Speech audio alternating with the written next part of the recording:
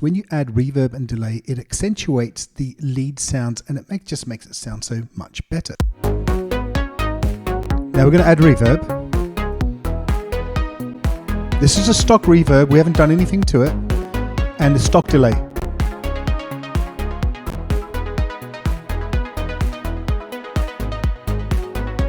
But you can make it sound much better than that by using this trick. Right click and insert a return track. Take the reverb and delay that you have on the track and just drag them into the return track. That removes them from the actual original track. Bring in an EQ8. What you want to do is take the lower frequencies out because they're not needed. And then finally bring in a glue compressor and sidechain the track that you want to apply it to. So in this case, we'll apply it to the Repro 5 track. Reduce the threshold and increase the makeup a bit. Now take a listen as we slowly send that volume into the track.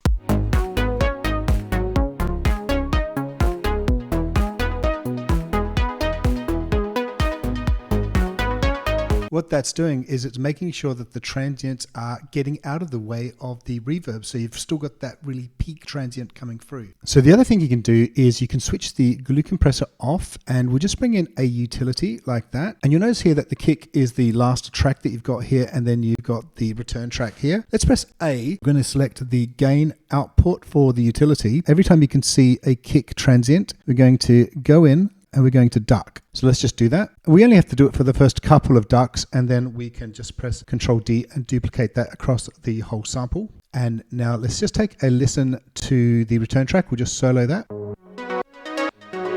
So you can see that's like a cheat code there for sidechain compression. You have a bit more control because you can actually change the levels.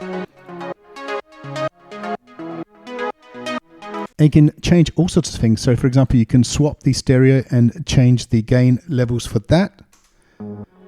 And you can change that on the left and right hand side if you wish to. Or you can even do gain changes for mono and bass mono. And then finally, you can also do the same thing, but you can change that to mid-side mode. So just take a listen. Let's move all the way to the side. So now we've got ducking just on sides.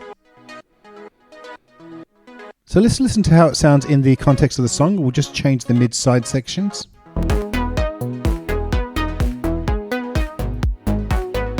And we'll just go back to normal width.